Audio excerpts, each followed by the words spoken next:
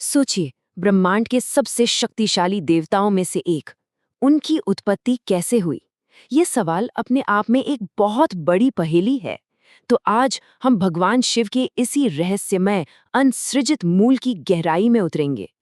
अक्सर जब हम देवताओं के बारे में सोचते हैं तो उनके जन्म की बड़ी शानदार कहानियां दिमाग में आती हैं ना। लेकिन सवाल ये है, क्या हर देवता का जन्म होता भी है? और बस यहीं पर भगवान शिव की कहानी बिल्कुल अलग हो जाती है। देखिए, जहाँ ज्यादातर देवताओं के जन्म से जुड़ी शानदार कथाएं हैं, वहीं शिव की उत्पत्ति एक गहरा, बहुत गहरा रहस्य है। और सच कहूं तो यही रहस्य उन्हें सबसे अनोखा और फैसिनेटिंग बनाता है। तो ये समझना जरूरी है कि शिव की उत्पत्ति कोई जन्म की कहानी नहीं है। नहीं, ये उससे कई ज्यादा गहरी एक अवधारणा है, एक कॉन्सेप्ट है। ये अस्तित्व के एक ऐसे रहस्य के बारे में है जो शायद हमारी समझ से भी परे है। चलिए कोशिश करते हैं इसे समझने की। अब इतने गहरे कॉन्सेप्ट को समझने का सबसे अच्छा तरीका क्या होता है? एक कहानी। तो एक बहुत ही मशहूर पौराणिक कथा है जो हमें इस रहस्य के करीब ले जाती है। और ये कहानी शुरू होती है वर्चस्व यानी सुप्रेमेसी के एक टकराव से।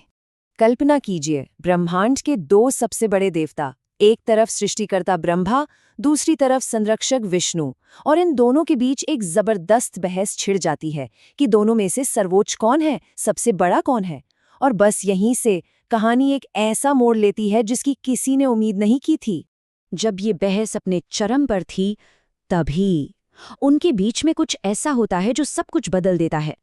एक ऐसी घटना जो भगवान शिव के असली स्वरूप को सबके सामने ले आती है, और वो था अनंतता का एक विशाल स्तंभ।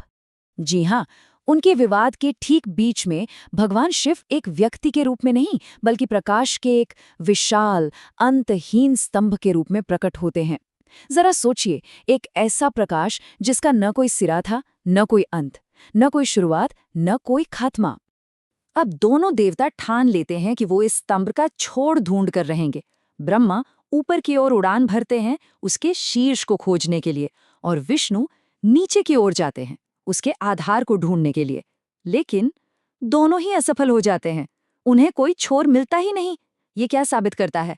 ये साबित करता है कि ये स्तंभ अनंत था, इन्फिनिट था।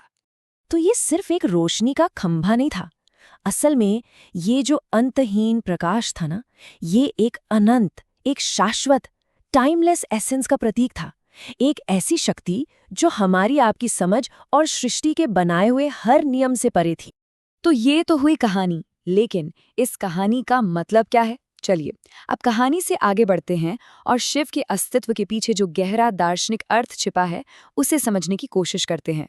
हमारे धर्मग्रंथों में इसके लिए एक बहुत ही सुंदर शब्द है, स्वयंभू। ये एक संस्कृत का शब्द है।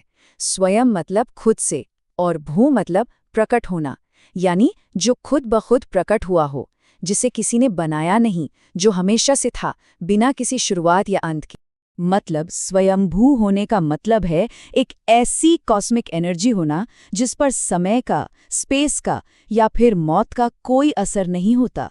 ये वो परम सत्य है, वो अल्टीमेट ट्रूथ है जो पूरे ब्रह्मांड को चलाता है, उसे नियंत्रित करता है और उसमें संतुलन बनाए रखता है। तो निचोड़ ये है कि भगवान शिव का कभी जन्म हुआ ही नहीं। वो कोई व्यक्ति नहीं, बल्कि वो ब्रह्मांडीय ऊर्जा हैं, वो कॉस्मिक एनर्जी हैं जो हमेशा से थी, हमेशा है और हमेशा रहेगी। और ये पूरी बात हमें एक बहुत ही गहरे सवाल के पास लाके छोड़ देती है। सोचिए जरा, अगर कोई शक्ति कभी बनाई ही नहीं गई, अगर उसका कोई आरंभ ही नहीं है, तो क्या उसे कभी नष्ट किया जा सकता है? क्या उसका कभी अंत हो सकता है? और यही सवाल संहारक यानी डिस्ट्रॉयर के रूप में उनकी भूमिका को और भी ज्यादा रहस्यमय बना देता है ना?